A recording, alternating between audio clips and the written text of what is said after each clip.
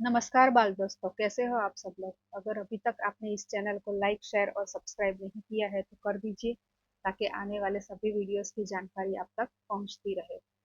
तो सबसे पहले मैं बात करूं कि हम पहले हमारी जो मम्मी होती, मम्मी अभी आज हम बोल रहे हैं तो पहला मम्मी को माँ बोलते थे। और पापा को पिताजी बोलते थे, अथवा बाबूजी बोलते थे, या तो बाबूजी बोलते थे। तो जैसे जैसे समय बीतता जा रहा है वैसे वैसे क्या हो रहा है, तो सब लोग अपनी भाषा अपडेट होती जा रही है, सब लोगों की भाषा। और खासकर सभी लोग ऐसा मानते हैं कि अगर हम अंग्रेजी शब्द यूज करेंगे, अंग्रेजी में बात करेंगे, तो हमारी ज्यादा इज्जत होगी, लोग हमें ज्यादा, हमारे प्रभावशाली, हमारा प्रभाव ज्यादा बनेगा, हमारी इज्जत बढ़ेगी।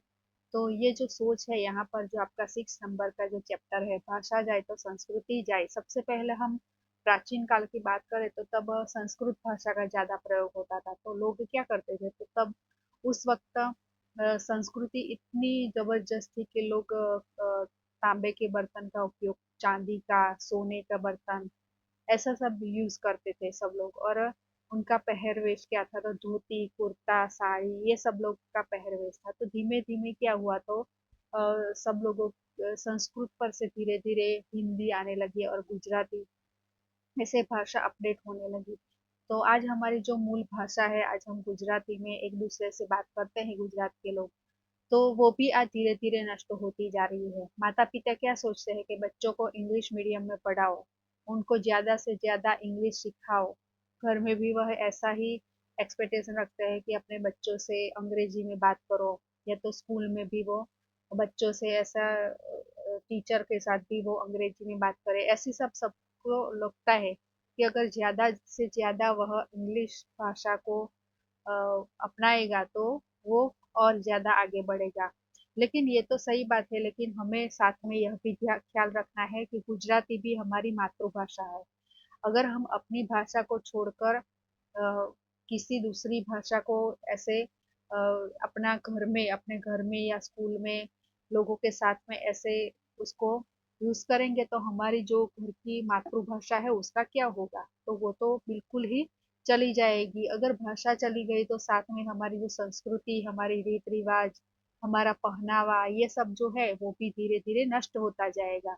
तो ये बहुत ही एक चिंताजनक विषय है कि आज ऐसी सोच हर एक लोग के मन में है, होती है। तो यहाँ पर जो फादर वालेस है, अ, उनका जो सही नाम था, वो तो जो पूरा नाम था तो कार्लोस कार्लोस जी वालेस ऐसा था। और वो स्पेन में उनका जन्म हुआ था, फॉरेन में। और बहुत ही कम उनकी, अगर आप उनके वीडियोस देखें तो आपको पता चलेगा कि फादर वालेस को बहुत ही कम गुजराती आता था। फिर भी उन्होंने ज्यादातर पुस्तकें अपनी गुजराती में लिखी है। अभी रिसेंटली 2020 में ही उनकी डेथ हो गई है। और उन्होंने अपनी पढ़ाई अहमदाबाद से की थी, सेंट जेवियर्स कॉलेज में। और सॉरी, उन्होंने अहमदाबाद की सेंट जेवियर्स कॉलेज में प्रोफेसर यानी कि अध्यापक का काम किया था, पढ़ाई का काम, पढ़ाने का काम। और साथ में वे क्या करते थे, गुजराती पुस्तक सदाचार, व्यक्तित्व घड़तर, जीवन दर्शन, कॉलेज जीवन, चारित्र यज्ञ, संस्कार तीर्थ, लग्न सागर, गांधी जी અને नवी पेढ़ी, धर्म मंगल, संसार साधना, ऐसे कई निबंध संग्रह उन्होंने दिए हैं। और उनको बहुत पुरस्कार भी मिले थे, रंजित राम सुवर्ण चंद्रक भी उनको मिला था। और वो क्या करते, तो वो रहते थे स्पेन में, फिर भी उनको अपनी गुजराती भाषा से बहुत लगाव था। भादर वालेस का मानना था कि अगर हम ऐसे ही बातचीत तो इंग्लिश में या तो और किसी भाषा में कर सकते हैं, लेकिन हमें अपनी दिल की कुछ बात करनी है तो उसके लिए एक माध्यम क्या है, तो अपनी मातृभाषा, हमारी मातृभाषा हिस्से के माध्यम से ही हम अपने दिल की बात कह सकते हैं। तो ऐसी सोच वाले फादर वाले, वो जब लंदन में जाते हैं और उनको जो एक अनुभव होता है कि ये जो इंग्लिश की जो इतनी प्रभाव बढ़ गया है हमारे गुजराती लोगों में, तो उसके कारण जो उनका एक एक्सपीरियंस होता है उनको लंदन के अंदर, तो वो यहाँ पर उन्होंने बताया है। तो वो क्या करते थे, तो गुजराती में निबंध लिखना उनका शौक था। वो निबंध लिखते थे, और धीरे धीरे जो गुजराती भाषा लुप्त होती जा रही है उसके बारे में उन्हें बहुत ही चिंता थी कि ऐसा नहीं होना चाहिए। तो ऐसा होने से क्या होगा, तो आज क्या सोचते हैं लोग कि पढ़ लिख कर बेटा फॉरेन में सेटल हो जाएगा। तो उससे साथ में हम एग्जाम रिलेटेड बात करेंगे, तो अगर लोगों के यही सोच रहेगी तो धीरे धीरे क्या होगा, तो माता पिता से बेटों का वियोग होगा, बच्चे अपने माता पिता पिता से दूर चले जाते हैं। दूसरा क्या होता है, तो काम का बोझ वहां पर क्या होता है, तो कंटिन्यू काम करना पड़ता है। यहाँ पर हमारे इंडिया में तो ऐसा है कि 8 कलाक की जॉब, 8 आवर्स काम करने के बाद उसको रेस्ट मिलता है, जबकि जो फॉरेन कंट्री है वहां पर क्या होता है, तो बहुत ही काम का बोझ बहुत ही बढ़ जाता है। व्यक्ति अपने फैमिली के साथ बहुत ही कम समय बिता सकता है। तो ये सब जो आज समाज, आज हम देखते हैं कि ये सब जो परिस्थितियां हो गई है, होने वाली है और अभी हो रही है, तो ये सभी के कारण लोगों का अंग्रेजी के प्रति लगाव है। यानी अपनी संस्कृति को भूलकर लोग क्या कर रहे हैं, तो दूसरी दूसरे लोगों की संस्कृति को अपनाना चाह रहे हैं। तो ऐसे हम हमारी आजीविका या रोजी के लिए अगर हम ऐसे दूसरे माध्यमों को स्वीकार करते हैं तो अच्छा है, लेकिन उसको ज्यादातर हम नहीं प्रभु महत्व न देकर हमारी भाषा को, हमारी संस्कृति को भी हमें ध्यान में रखना चाहिए। तो इसके लिए यहाँ पर फादर वाले एक जो एक्सपीरियंस है उनका, उसके द्वारा वे हमें यहाँ पर बता रहे हैं कि उनको लंदन में कैसा अनुभव हुआ। तो हम इस इकाई को पढ़ेंगे और समझेंगे कि क्या होता है। तो मारी मारी मतलब जो लेखक है फादर वालेस, वो एक बार लंदन गए थे किसी से मिलने के लिए। तो वहां पर क्या होता है, તો મારી લંડનની એક મુલાકાત દરમિયાન હું એકવાર એક ગુજરાતી મિત્રને ઘેર તેની સાથે વાતચીત કરતો હતો. અમે બંને ગુજરાતીમાં વાતો કરતા હતા. એમાં મિત્રનો મોટો દીકરો આવ્યો. કંઈક કહેવા ગયો પણ અમને ગુજરાતીમાં વાત કરતા જોઈને એ જરા ઊભો રહ્યો. મોં પર અણગમો બતાવ્યો. પછી મારી હાજરીમાં જ પોતાના બાપને અંગ્રેજીમાં કહ્યું, ફાધરની સાથે શું કામ ગુજરાતીમાં બોલો છો? એમને અંગ્रेजी आवड़े છે। અને गुस्साથી पीठ फेरवीने ત્યાંથી चाल्यो गयो। देखो, यहाँ पर एक एक्सपीरियंस उनको होता है कि जब लंदन जाते हैं तो उनके जो फ्रेंड होते हैं, उनके मित्र होते हैं, उनके साथ वो गुजराती में बातचीत कर रहे होते हैं लंदन में, लेकिन वहां पर वो दोनों गुजराती में बात कर रहे होते हैं। तो उस टाइम वो जो मित्र था उसका बेटा वहां पर आता है और कहता है कि आप फादर, फादर मतलब फादर वाले इसकी बात है, वो पादरी थे, तो इसके लिए हम जानते हैं कि क्रिश्चियन जो कम्युनिटी है उसमें फादर, पादरी को फादर कहा जाता है। तो वो बोल रहे हैं कि फादर સાથે શું કામ ગુજરાતીમાં બોલો છો? आप फादर से गुजराती में क्यों बात कर रहे हैं? आप अंग्रेजी में बात कीजिए। ऐसा बोलकर गुस्सा करके वहां से चला जाता है। તો બીજા ઘરમાં અમે બધા બહાર જવા માટે તૈયાર થતા હતા। तो वही दूसरे घर की बात है। वो एक मित्र की बात खत्म हो गई, अब दूसरे घर की बात है। ક્યાંક ફરવા જવાનો કાર્યક્રમ હતો। એમની મમ્મી આવી। એણે એક સુંદર સાડી પહેરેલી હતી। એક મોટો છોકરો એની પાસે ગયો અને લાડ અને ફરિયાદના મિશ્ર અવાજે બોલ્યો, મમ્મી સાડી ના પહેરે તો ન ચાલે? તું સાડી પહેરે એ મને બિલકુલ ગમતું નથી, જરા ડ્રેસ બદલી આવો ને। મમ્મીએ તેને પંપાળ્યો અને મારી તરફ दुखद नजरे जोયું। साड़ी तो नहीं बदली। देखो यहाँ पर दूसरा ये एक्सपीरियंस है कि जो जिस घर में गए थे वहां पर सब लोग बाहर बाहर जाने की प्रिपरेशन कर रहे थे, तैयारी कर रहे थे। तो वहां पर जो मम्मी होती है उन्होंने साड़ी पहनी थी, तो बेटा आकर क्या बोलता है कि अगर आप साड़ी ना पहनो तो ना चले, मतलब आप साड़ी मत पहनो, आप इसके बजाय ड्रेस पहनो तो वो अच्छा लगेगा, मुझे साड़ी पसंद नहीं है। तो उसकी माँ को उसको ऊपर बहुत दुख हुआ और उन्होंने ऐसा किया नहीं, बेटे की बात नहीं मानी उन्होंने। तो ત્રીજા એક ઘરમાં, अब तीसरे घर की बात है। ત્રીજા એક ઘરમાં બહેનોની મિલન હતું। એની શરૂઆત प्रार्थनाથી करवानी હતી। अब तीसरे जब फादर वाले और एक घर में जाते हैं तो वहां पर उनको प्रार्थना करनी थी। तो क्या होता है, तो कि मैं सोचूं कि असत्यो माहेथी प्रार्थना सौ बोलिए। असत्यो माहेथी तो आपने सुना होगा कि असत्यो माहेथी प्रभु परम सत्य तू लई जा, ऐसी एक प्रार्थना है जो आज भी कई स्कूलों में ऐसी प्रार्थना बोली जाती है। अगर आपकी स्कूल में भी बोलते हैं तो मुझे कमेंट बॉक्स में जरूर बताइए।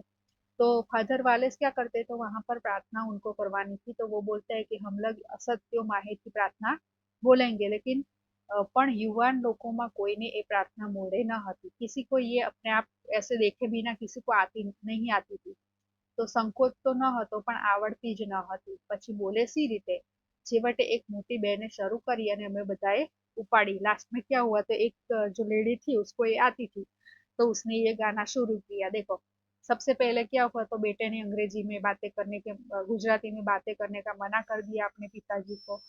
दूसरे सीन में हम देखते हैं कि जब माता साड़ी पहन के आती है तो बेटा बोलता है कि तुम ड्रेस पहन के आओ। और तीसरा जो सीन है वहां पर हम देख सकते हैं कि प्रार्थना जो असत्यो माहे थी, जो गुजराती में जो प्रार्थना है बहुत ही प्राचीन पुरानी है, हमारी उपनिषद की प्रार्थना है, वो किसी को भी आती नहीं थी, तो फिर एक बहन थी तो उसने वह प्रार्थना गाई। તો ઉપનિષદની એ પ્રાર્થના વિશ્વવિખ્યાત છે, बहुत ही फेमस है वो प्रार्थना, અને દુનિયાના શ્રેષ્ઠ પ્રાર્થના સ્થાનોમાંનું એનું અગ્રસ્થાન છે। वह इतनी आगे प्रार्थना बहुत ही बढ़िया है और बहुत ही वो आगे आगे वाली स्थान पर है। તો ગુજરાતની કોઈ પણ સ્કૂલના વિદ્યાર્થીઓને આ પ્રાર્થના મોડે છે જ અને વિના સંકોચે એ બોલી શકે, પણ પરદેશની એ ગુજરાતી બાળાઓને એ आवड़ती न હતી। બોલાવીએ તો બોલે પણ પોતાની મેળે न बोले। देखो, हमारे गुजरात में भले बच्चों को कुछ ना आए लेकिन ये प्रार्थना वे लोग जरूर बोलते हैं, और सभी बच्चों को ये प्रार्थना आती है। असत्यो माहेથી પગુ પરમ સત્યે તું લઈ જા, ઊંડા અંધારેથી પ્રભુ परम तेजे तू लई जा। ऐसी जो प्रार्थनाएं आप यूट्यूब पर सर्च करके सुन सकते हैं। तो हम जब छोटे थे तब हमारे स्कूल में ये प्रार्थना बोली जाती थी, तो आज भी मुझे ये याद है। तो ये प्रार्थना वाले जो बात है उसमें भी ऐसा देखा हमने कि किसी को प्रार्थना नहीं आती थी। तो यहाँ पर इन शॉर्ट में लेखक ने लंदन के अंदर देखा कि जब वहाँ फॉरेन शिफ्ट हो जाते हैं तो गुजरात की संस्कृति, गुजरात का जो कल्चर है वो धीरे धीरे धीरे करके उनमें नष्ट होता जा रहा है, सब भूलने लगते हैं वो। તો ઉપનિષદની એ પ્રાર્થના વિશ્વવિખ્યાત છે અને દુનિયાના શ્રેષ્ઠ પ્રાર્થના સંગ્રહમાંનું એનું અગ્રસ્થાન છે। ગુજરાતની કોઈ પણ સ્કૂલના વિદ્યાર્થીને આ પ્રાર્થના મળે છે જ અને વિના સંકોચે એ બોલી શકે, પણ પરદેશની એ ગુજરાતી બાળાઓને એ आवड़ती न હતી। गुजरात की जो लड़कियां थी तो भी उसको नहीं आती थी।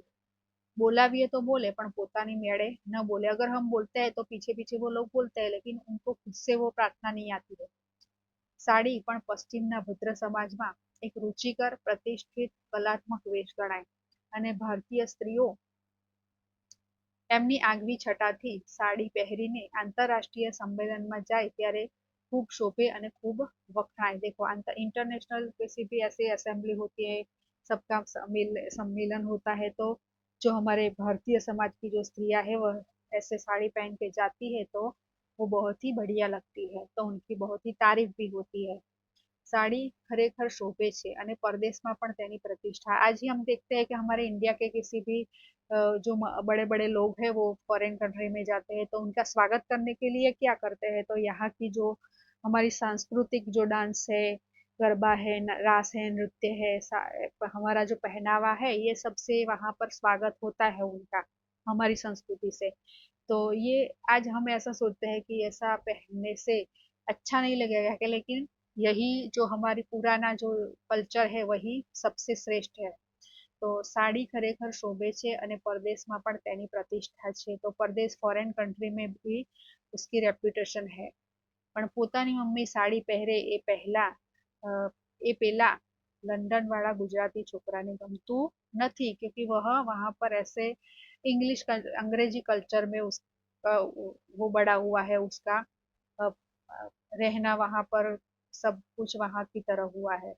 અને મોટી વાત તે ભાષાની, પોતાના બાપને ગુજરાતીમાં બોલતા સાંભળીને દીકરાને ગુસ્સો ચડે તો પોતે ગુજરાતીમાં બોલશે ખરો। દેખો, વાંચશે ખરો, વાપરશે ખરો, થોડું ઘણું ગુજરાતી તો એને આવડે છે, નાનપણથી ઘેર સાંભળતો અને સ્કૂલમાં કે સ્કૂલની બહાર થોડું પણ શીખતો, અત્યારે એ ગુજરાતી સમજે છે, અશુદ્ધ બોલે અને નહીં લખે એવી પરિસ્થિति છે, परदेश में देसी भाषा सचवाती नहीं। अगर वो जो पहले सीन की हम बात करें कि जो लड़का है अपने पिताजी से अगर वह बोल रहा है कि आप अंग्रेजी में बोलिए, तो क्या वो खुद बोलेगा कभी गुजराती में बात करेगा? ऐसा फादर वाले जो लेखक है वो ऐसी बात बताते हैं। तो आफ्रिकाना एक मुलकમાં गुजरातीओनी वच्चे गुजराती भाषाने टकाववा एक प्रयोग कर्यो छे। अब क्या हो रहा है, दिन ब दिन जो हमारी जो संस्कृति है गुजराती भाषा, वो दूसरे देशों के लोग के संपर्क में आने से खत्म न हो जाए, तो उसके लिए अफ्रीका जो देश है वहां पर एक एक्सपेरिमेंट हुआ है। कि क्या हुआ है, तो गुजराती लिखने में हमें जानते हैं कि जब हम गुजराती लिखते हैं तो हमें रस्वई दीर्घई ये सब जो मात्राएं हैं उसमें काफी दिक्कत आती है कि यहाँ पर क्या लिखे, रस्वई लिखे, ये शब्द में क्या आएगा, दीर्घई आएगी। तो जो व्याकरण जो है वो बहुत ही कठिन लगता है हमें। तो वहां पर क्या हुआ, अफ्रीका में उन्होंने एक एक्सपेरिमेंट किया। तो गुजराती लखवामां घणाने तकलीफ पड़े, तो गुजराती लिखने में उनको बहुत तकलीफ होती, बहुत प्रॉब्लम होती थी, और हमें भी आज है। अरे આપણને हो માટે सरल जोड़नी અને सरल नियमों अपनाव्या छे। तो वहां पर उन्होंने क्या किया, ऐसे बहुत ही सरल नियम बना दिए। कि कैसे नियम, तो चलो बधी बधी ई दीर्घ बधी ई दीर्घ અને બધા ઉ રસ્વ જોડાક્ષર નહીં, અનુસ્વાર નહીં, અને કોઈ ભૂલ હોય તોય ભૂલ નહીં ગણાય। સારી સગવડ સારી સગવડ છે અને ઉદારતા છે। પ્રયોગ પાછળનો હેતુ પણ શુભ છે અને યોગ્ય છે, પરંતુ એથી કંઈ વળવાનું નહીં। ગુજરાતીને સરળ બનાવવાથી ગુજરાતી ટકવાનું નહીં। દીર્ઘ રસવાનો સવાલ નથી, ક ખ ઘ ઘ નો સવાલ છે। એટલે કે આખી ભાષાનો સવાલ છે। એ जाए तो जाए અને टके तो टके। ये परदेश में ए नहीं टके। देखो यहाँ पर लेखक क्या कह रहे हैं कि जहाँ पर रस्व ई और दीर्घ ई, रस्व उ, दीर्घ उ, ये सब की जो मिस्टेक्स होती है वो तो सभी को होती है। हमें भी इसमें लिखने में जब लिखने बैठते हैं तो उसकी जो रस्वई दीर्घ के कारण हमारे कई मार्क्स कट जाते हैं। तो अफ्रीका में इसके लिए वहां पर एक रूल बनाया गया कि किसी को भी रस्वई दीर्घ की कोई प्रॉब्लम नहीं है, जो जो चाहे वो लिख सकता है। मतलब पानी पानी लिखना हो तो उसमें रस्व भी लिख सकते हैं और दीर्घई भी लिख सकते हैं। लेकिन यहाँ पर क्या है कि रस्वई दीर्घई का सवाल नहीं है, सवाल तो ये है कि पूरी भाषा का सवाल है, ऐसा बोल रहे हैं लेखक। अगर भाषा टकी तो सब टक सकता है, लेकिन अगर भाषा नो सवाल छे ए जाए तो जाए अने टके तो टके। परदेश में ए नहीं टके। देखो विदेश के लोग जो है वो जो गुजराती है उसके बारे में ज्यादा गहराई से नहीं सोच रहे। तो लेखक बोल रहे हैं कि क ख ग का सवाल है, तो बेसिक से ही हमारी गुजराती भाषा के लिए प्रॉब्लम है। तो यही बात लेखक बताना चाह रहे हैं कि रस्वई दीर्घई से कुछ होने वाला नहीं। परदेशना गुजरातीओना आमंत्रणथी तेओ वसे छे एवा अनेक देशमां हूँ गयो छुं, एमनी जोड़े रह्यो छुं, चर्चाओ करी छे, व्याख्यानो आप्या छे। एमणे सीधी वात करवानी हजू सुधी मारी हिम्मत चालती न हती। मने बोलावे, बधी सगवड करी आपे, उत्तम आतिथ्य करे, एटले हूँ सौने सारू सारू लगाड़ीने बोलतो अने गुजरातीने टकाववा जे कांई प्रयत्न करे ते खूब वखाणतो। देखो यहाँ पर लेखक ने बहुत ही निष्कपटता से बता दिया है कि मैं जहाँ विदेश में वो जाते थे फॉरेन कंट्री में, तो वहाँ पर उनकी स्वागत बहुत ही बढ़िया तरीके से उनका स्वागत होता था। उनकी जो डिबेट्स होती थी, चर्चाएं होती थी, व्याख्यान होते थे, वो सभी में लेखक अपनी लैंग्वेज का यूज करते थे, गुजराती भाषा का। और जितना हो सके उतना उन्होंने अपनी गुजराती भाषा को सही बनाए रखने के लिए उन्होंने प्रयत्न किए थे। लेकिन साथ साथ उन लोगों को भी ऐसा न लगे कि ये अपनी ही भाषा को ज्यादा प्रायोरिटी दे रहे, ये भी लेखक सोचते थे। तो साथ साथ में दोनों बातों का ध्यान रखते थे वो। जरूर घर में नाना छोकराओनी जोड़े गुजराती बोले, स्कूल में एनो अभ्यास दाखलो करावी शको तो करावो, अने न बनी सके तो स्कूलना समय पछी स्कूलना मकान में भणाओ। देखो अब हमें गुजराती भाषा टकाने के लिए, उसको सेफ रखने के लिए क्या क्या करना है, ऐसा आपके एक सवाल भी है अंदर टेक्स्ट बुक में। तो आप लिख सकते हैं कि हम छोटे बच्चों से जितना हो सके उतना गुजराती लैंग्वेज में बात करें, और स्कूल में भी उसका हम प्रैक्टिस कराए, अभ्यास मतलब प्रैक्टिस करा सकते हैं।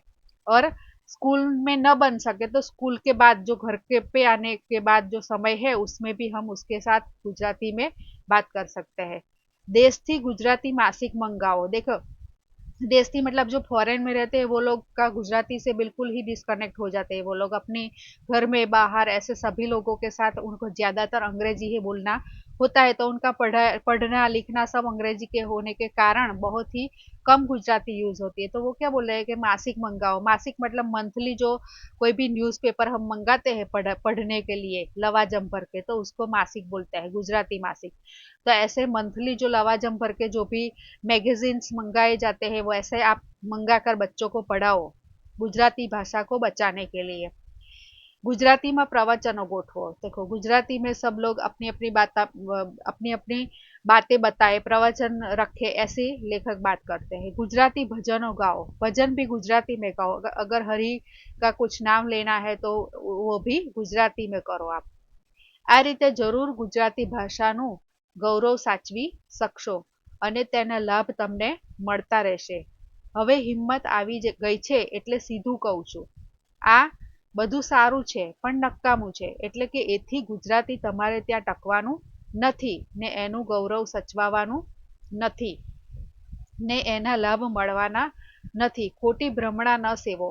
ગુજરાતી તમારા ઘરોમાંથી જાય જ છે, બહુ બહુ તો એક बे पेढ़ी थोड़ू रहशे। देखो, इतना सब करने के बाद भी लेखक को ये चिंता है कि इतना सब करने के बाद भी गुजराती का जो अस्तित्व है वो खतरे में है, ऐसा लेखक बता रहे हैं। क्योंकि दिन ब दिन क्या हो रहा है कि सभी लोग इतना आगे बढ़ रहे हैं, धीरे धीरे इतना विदेश में जाकर रहकर उनकी जो कल्चर है ये सब वो धीरे धीरे अपने जीवन में इतना बढ़ा रहे हैं कि वो गुजराती का जो बोलने से शुरू करके जहाँ रहने तक, खाने पीने के सब उनकी जो पद्धति वो पाश्चात्य संस्कृति की हो गई है, यानी कि वेस्टर्न स्टाइल हो गई है।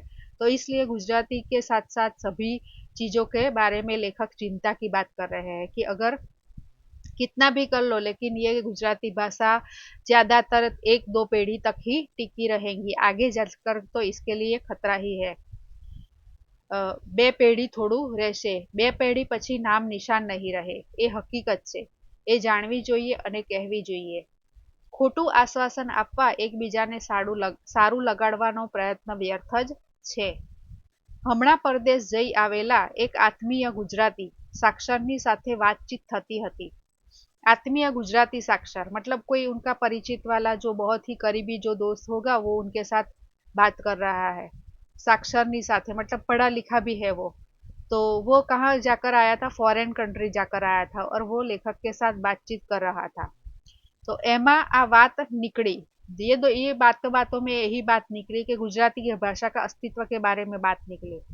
तेओ भारपूर्वक कहता, परदेशમાં વસતા આપણા ભાઈઓએ જેમ તેમ કરીને गुजरातीનું ज्ञान चालू રાખવું પડશે। देखो, वो जो दूसरे भाई थे, दूसरे उनके दोस्त गुजराती साक्षर मतलब जो पढ़े लिखे भी थे साथ में, तो वो भी यही बात कर रहे थे गुजराती के अस्तित्व की, कि परदेश में जो फॉरेन कंट्री में हमारे जो लोग रहते हैं तो उन्हें भी यह गुजराती का ज्ञान चालू रखना चाहिए।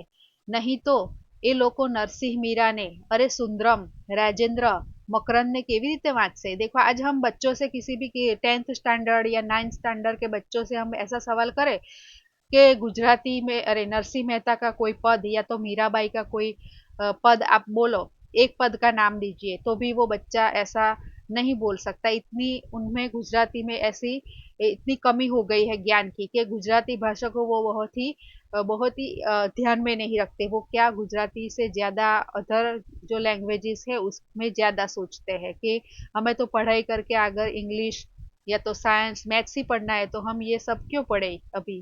तो ये बात वो कर रहे हैं कि नरसिंह मेहरा ने, अरे सुंदरम, राजेंद्र, मकरंद ने केवी रीते वांचसे। तो ये सब लेखक कवि के नाम है, सुंदरम, राजेंद्र, मकरंद, और यह हमारे नरसिंह मीरा हमारे प्राचीन जो कवि थे उनके नाम है। तो મેં ધીમેથી કહ્યું, વાંચતા જ નથી અને મીરા નરસિંહ વિશે તો હજીએ જાણે, પણ સુંદરમ, રાજેન્દ્ર, મકરંદ વિશે પરદેશમાં જન્મેલા ગુજરાતી યુવાનોને પૂછો तो एमना नाम पण साभळ्या नहीं होय। देखो नरसिंह मीरा की बात तो अभी थोड़ी ठीक है कि उनका तो नाम भी पहचानते हैं, लेकिन ये सुंदरम राजेंद्र मकरंद दवे ये सब जो लेखक और कवि है तो उनका तो उनको पता ही नहीं होगा, ऐसा लेखक बोल रहे हैं। तो एमना नाम पण साभळा नहीं होय, પછી વાંચવાની વાત क्या रही। तो उनके नाम भी उनको पता नहीं होगा, तो पढ़ने की तो बात ही क्या कर रहे हैं आप। કોઈ કહેશે કે ભાષા જાય તો ભલે જાય એમાં શું, ભાષા જાય તો ભલે જાય એમાં શું, ને અંગ્રેજી क्या खोटी भाषा છે કે બીજીની જરૂર પડે। देखो क्या कह रहे हैं कि किसी से के सामने यह बात रखी जाए तो वो क्या कहेगा कि अरे भाषा जाती है तो जाने दो, अंग्रेजी भी है ना हमारे पास, तो उसमें क्या बुराई है, वो भी अच्छी ही है ना, ऐसा बोल रहे हैं लोग।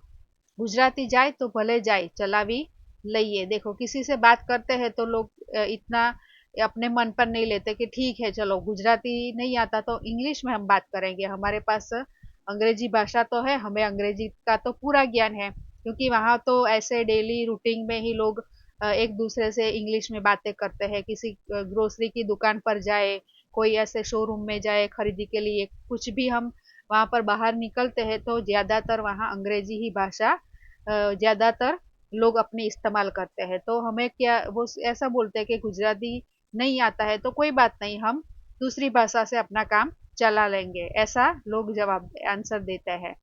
तो ભાષા જાય એનું દુઃખ છે, પણ ભાષા જાય ત્યારે તેનું બીજું અને મોટું દુઃખ અને ચિંતા છે કે ભાષા જાય ત્યારે એકલી નહીં જાય, ભાષા જાય, માતૃભાષા જાય, દેશની અને કુટુંબની અને બાપ દાદાઓની ભાષા અને એ કુટુંબના સભ્યોમાંથી જાય, એની આવડત જાય, એની સમજણ જાય, એનો ઉપયોગ જાય, ત્યારે એની સાથે મૂળ દેશની સાથેનો સંપર્ક જાય, વારસાગત સંસ્કૃતિ સાથેનો સંપર્ક જાય, સંસ્કાર જાય, મૂળિયા જાય, ઇતિહાસનો અને ભૂતકાળનો અને हृदयनो एक कटको जाए, ये मोटी खोट छे। देखो यहाँ पर लेखक ने बहुत ही बढ़िया बात बताई है कि भाषा तो जाती ही है, लेकिन भाषा के साथ साथ में क्या क्या और भी जाता है। ऐसे सिर्फ भाषा अकेली नहीं जाती, अगर भाषा जाती है तो उसके पीछे बेसिक से हम देखें तो अगर हम भाषा के साथ बात करें तो हम खाने पीने की बात करें तो आज क्या हो गया है, तो लोग fast junk food, burger, pizza,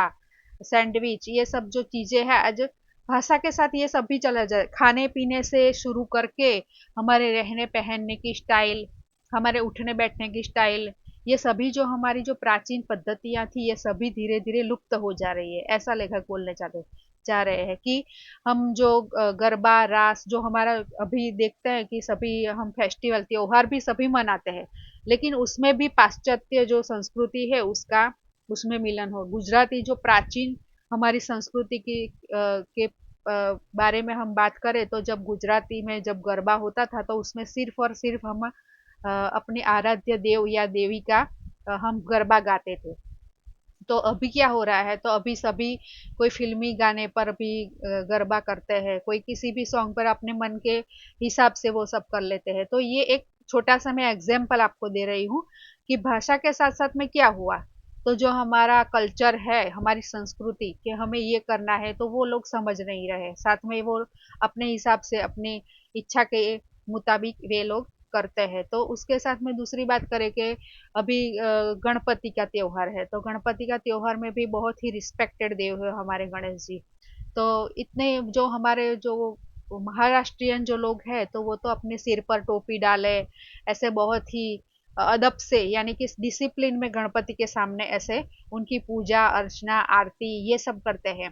जब हम यहाँ पर दूसरे गुजरात में जाकर देखते हैं तो क्या होता है कि नाचना गाना डांस, जब उनका आगमन होता है गणपति जी का तभी ये सब ही होता है, उनको विदाई देते हैं। वो तो बहुत ही दुख का समय होता है कि 10 दिन जब गणपति हमारे साथ में रहते हैं तो जब हमें छोड़कर जाते हैं तो हमारी आंखों में आंसू होने चाहिए।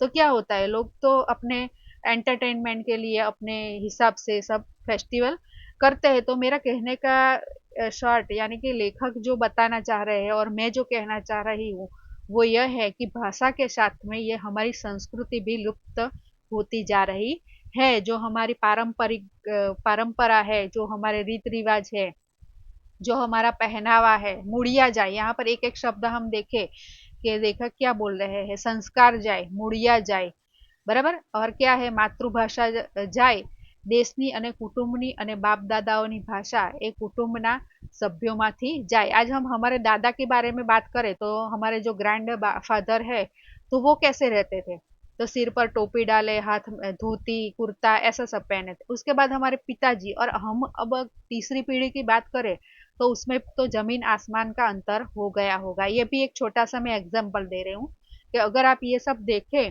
तो हम जो लेखक कह रहे हैं वो बात ये है कि एनी आवड़त जाए, एनी समझण जाए. हमारे बूढ़े बूढ़े लोग जो हमें समझाते हैं तो हम लोग समझना नहीं चाहते, તો એનો ઉપયોગ જાય અને ત્યારે તેની સાથે મૂળ દેશની સાથેનો સંપર્ક જાય, वारसागत संस्कृति સાથેનો संपर्क जाए. हमारी जो परंपरागत संस्कृति है वो भी चली जाती है.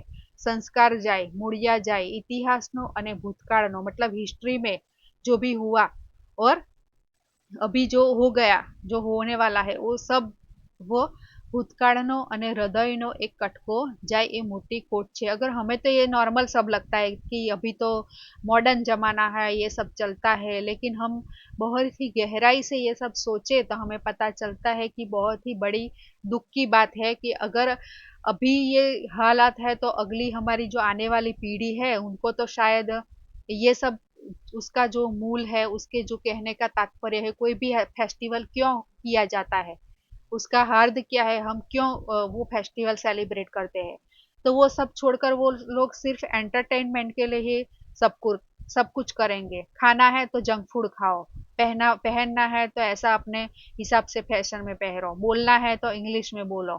ठीक है, तो ये सभी कल्चर हमारा धीरे धीरे जो हमारे परंपरा है ये सब लुप्त होती जा रही है. तो ये सब चिंता का विषय है, ऐसा लेखक कहते हैं. ભાષા અને સંસ્કૃતિ એકબીજાની સાથે એવી તો સંકળાયેલી છે કે એક જાય તો બીजे जाए. आपके आपके क्या विचार है वो आप कमेंट बॉक्स में लिख सकते हैं कि मैं जो सोच बता रही हूँ कि आप इसके साथ एग्री है या नहीं, ये आप बता सकते हैं मुझे. તો ભાષા અને સંસ્કૃતિ એકબીજાની સાથે એવી રીતે સંકળાયેલી છે કે એક જાય તો બીજી જાય. ભાષા એ સંસ્કૃતિનું તટસ્થ વાહન નથી, તેની સાથે ઓતપ્રોત છે, વણાયેલી છે, એક થયેલી છે. આર્ય સંસ્કૃતિ આર્ય ભાષાઓમાં જ ટકે. એક પ્રયોગ કરવો હોય તો ગીતાજીના સ્થિત પ્રજ્ઞના લક્ષણો, અને તમે ગુજરાતીમાં બોલો અને સંસ્કૃત આવડે તો સંસ્કૃતમાં, ત્યારે દિલમાં અનેરા आनंद, शांति અને सात्विकताનો अनुभव करो छो. देखो यहाँ पर गीता जी, हमारी जो श्रीमद् भगवत गीता है, जो भगवान श्री कृष्ण ने हमें जीवन जीने का संदेश दिया है, तो उसमें जो अध्याय 2 है वहां पर स्थित प्रज्ञा के लक्षण, तो जो स्थिर बुद्धि वाला मनुष्य होता है तो उसके अंदर कौन कौन सी क्वालिटीज होती है वो हमें बताया है. तो उन्हें उसे हम अगर गुजराती में समझे या तो संस्कृत में बोले तो क्या होगा, तो उसका क्या असर होगा. अगर हम इंग्लिश में उसे पढ़ते हैं, अंग्रेजी में वाँचो हम पढ़ते हैं तो उसका क्या इफेक्ट होता है. एक एक्सपेरिमेंट करने की बात कर रहे हैं लेखक कि अगर हम गुजरात जो हमारी जो गीता जी है उसके अंदर के जो कोई भी आप अध्याय ले लो तो उसे पढ़े, तो उसे हम गुजराती में पढ़े, संस्कृत में पढ़े और उसके बाद अंग्रेजी में पढ़े, तो हमें किसका ज्यादा प्रभाव लगता है वो एक एक्सपेरिमेंट आप कर सकते हैं. तो अंग्रेजी वाँचो ત્યારે એવું કશું લાગતું નથી, मतलब जो हम गुजराती या संस्कृत में हम पढ़ेंगे तो हमें आनंद, शांति और सात्विकता का अनुभव होगा. हमें हमारे मन में अंदर एक अनोखी ज्ञान की एक दिया प्रकटता है, हमें शांति लगती है, सात्विकता का अनुभव होता है. लेकिन जब हम वही बात अंग्रेजी में पढ़े तो हमें ऐसा नहीं लगता है, ऐसा लेखक बोल रहे हैं. ભાષાનો પ્રભાવ છે, ભાષાનું જોર છે, તે જે સંસ્કૃતિમાંથી આવી છે એની સાથે એકરૂપ થયેલી હોય છે, માટે એ જાય तो એના સંસ્કારો પણ ઘસડીને લઈ જાય. भाषा के साथ सब कुछ जुड़ा होता है, तो अगर भाषा चली गई तो उसके साथ अपने साथ बहुत सारी चीजें चली जाती है, ऐसा लेखक बता रहे हैं. ગુજરાતી ભાષા જાય તો સંસ્કૃતિને પણ સાથે લઈ જાય, એ કાંઈ ઓછું જોખમ નથી. देखो लेखक बार बार एक ही बात बता रहे हैं कि भाषा के साथ संस्कृति भी चली जा रही है. तो इस बात से हम समझ सकते हैं कि जो फादर वालेस है उन्हें अपनी गुजराती भाषा का कितना भाषा के साथ कितना जुड़ाव होगा, कितना लगाव होगा. अगर और आज से कितने सालों पहले उन्होंने यह बात करी थी, तो आज तो हम समझ सकते हैं कि देश कितना आगे बढ़ गया है। बढ़ना तो चाहिए, लेकिन साथ में हमें अपना जो जमीन, हमारी जो जमीन है उसके साथ जुड़कर ये काम करना है। ये बात बता रहे हैं कि आगे बढ़ना भी है और साथ में हमें जमीन के साथ, हमारी जो मातृभूमि है, उसकी भाषा है, उसके साथ जुड़ाव रखना है, जुड़कर रहना है। तो મારી મૂળ વાત ફરી એકવાર સ્પષ્ટ કરું. મેં जो लेखक बताना चाह रहे हैं कि मैं फिर से एक बात कहना चाहता हूँ कि તમે परदेश में न जाओ, एम हूँ नहीं कहते। देखो, आप परदेश में, विदेश में मत जाओ, ऐसा लेखक बोलना नहीं चाह रहे हैं। अगर हमें किसी भी कारणवश वहां पर जाकर रहना है तो हम रह सकते हैं। आप તમે પરદેશમાં ન જાઓ એમ હું નથી કહેતો, ત્યાં ન રહો એમ પણ નથી કહેતો। તમારી ઈચ્છા હોય तो जरूर जशो અને जरूर રહેશો, क्योंकि लेखक खुद स्पेन में वहां पर रहे थे, उनका जन्म भी वहां हुआ था। तो वो क्यों ऐसा सोचेंगे कि ऐसा नहीं करना चाहिए, क्योंकि वो खुद, उनकी भाषा बहुत ही, गुजराती में तो वो इतना अच्छे बढ़िया तरीके से उन्हें बोलना नहीं आता था, फिर भी वो अपनी मातृभाषा से जुड़े हुए थे। तो लेखक क्या बोल रहे हैं कि मैं ऐसा नहीं बोल रहा हूँ कि आप फॉरेन में मत जाओ, वहां मत रहो। आप ऐसा करो, પણ જશો તો પૂરો વિચાર કરીને જશો, રહેશો તો પૂરો વિચાર કરીને રહેશો। શું મળે અને શું જાય છે, શું લાભ છે અને શું નુકસાન છે, શાની આશા છે અને શાનો ચોક્કસ ભારે મોટો ભોગ છે, એ બરાબર જોજો। જમા ખાતે ठीक છે, પણ ગયા ખાતે કઈ ઓછી રકમ નથી। देखो, लेखक कितनी बढ़िया बात बता रहे हैं कि आप जाए तो आप क्या मिल रहा है, क्या नुकसान है, क्या नफा क्या है, घाटा क्या है, क्या मिलता है, क्या हमारा जा रहा है, ये सभी चीजों का आप सोच समझकर फिर ऐसा निर्णय कीजिए कि मैं विदेश में जाकर सेटल हो जाऊं। तो आप देखेंगे तो हमें ज्यादा हानि ज्यादा होने वाली है, ऐसा लेखक बोल रहे हैं कि आप सोचेंगे बराबर, देख कर जाएंगे ऐसा डिसीजन, सोचेंगे बराबर से, अच्छे से सोच कर जाएंगे तो आपको पता चलेगा कि वहां गया खाते कहीं ओछी रकम नहीं, यानी मिलने से ज्यादा खोने का ज्यादा डर है लेखक को, कि मिलने से ज्यादा हमें जो कुछ मिलता है उससे ज्यादा हमारा बहुत कुछ हम खो जाते हैं, वहां पर जाकर खो चुके होते हैं। तो ये बात लेखक बता रहे हैं। पक्ष बराबर तपासજો, પછી જવું હોય તો જરૂર જજો, પણ આંખ બંધ કરીને નહીં જાઓ। બીજાઓના અનુકરણથી, ફેશનના જોરથી, પૈસાના મોહથી, પ્રતિષ્ઠાની ભૂખથી તો નહીં જાઓ, અને સાચા કારણથી જવાનો વિચાર કરશો ત્યારે પણ જવાથી કેવા ગેરલાભ છે એનો પણ પૂરો ખ્યાલ કરો। મા બાપનો વિયોગ, કામનો અતિરેક, ઓછું કૌટુંબિક જીવન, લઘુમતીના જોખમ, સંસ્કૃતિનો હાસ, યાદ રાખો કે તમને પ્રિય છે એવી કેટલીક વસ્તુઓ તમારા માટે નહીં તો તમારા દીકરાઓ માટે તો જશે। મમ્મીની સાડી જશે, પપ્પાની ભાષા જશે, ઉપનિષદની प्रार्थना પણ જશે। એ તમને ગમશે ખરું? देखो, यहाँ पर हमारे जो हमारी जो हिस्ट्री में हमारी जो रामायण है, हमारा महान ग्रंथ रामायण, वाल्मीकि रामायण, उसमें भी जब श्री राम की एक बात, एक मैं प्रसंग उनका बताना चाहूंगी कि जब रावण का साथ युद्ध उनका होता है, और तब श्रीलंका जो लिंग, अभी हम श्रीलंका बोलते हैं, तब जो लंका सोने की लंका थी, तो श्री राम ऐसा बोल रहे हैं कि जननी जन्मभूमि, जननी जन्मभूमिश्च स्वर्गादपि गरीयसी, यानी कि मैं, मेरे लिए मेरी जन्मभूमि स्वर्ग से भी महान है। श्रीलंका को मैं क्या करूंगा, उनको कुछ लंका के लिए उनको कोई लोभ नहीं था, पूरी लंका सोने की थी, लेकिन फिर भी उन्होंने क्या बोला कि मेरे लिए मेरी जन्मभूमि, मेरी मातृभूमि जो है वो मेरे लिए स्वर्ग से भी महान है। तो यहाँ पर लेखक भी वही बात बताना चाह रहे हैं कि हमें जाने से पैसा मिलेगा, बहुत हमें वहां पर फैसिलिटीज मिल जाएगी, लेकिन साथ साथ में हमें क्या क्या खोना है। तो माँ बाप नो वियोग, हमें माता पिता से हमारे अलग होना है। काम नो अतिरेक, जहाँ वहां पर जाकर ज्यादा से ज्यादा वर्क करना पड़ता है, ज्यादा से ज्यादा काम करेंगे तभी पैसा मिलेगा। ओछू कौटुंबिक जीवन, फैमिली के साथ बहुत कम जुड़ाव रहता है। लघुमतीना जोखम, लघुमतीना जोखम मतलब वहां पर हमारी जो है गुजराती लोग, वो लघुमती में माने जाते हैं, तो उसके लिए वहां रहना भी एक थोड़ा रिस्की होता है। संस्कृति नो ह्रास, और धीरे धीरे संस्कृति मतलब हमारी जो परंपरा है, मैंने पहले आपको इससे पहले के पैराग्राफ में जो चर्चा करी कि जो हमारे फेस्टिवल्स है, हमारी जो रहने की स्टाइल है, वो सब हमारी संस्कृति धीरे धीरे वहां पर जाकर खत्म हो जाती है।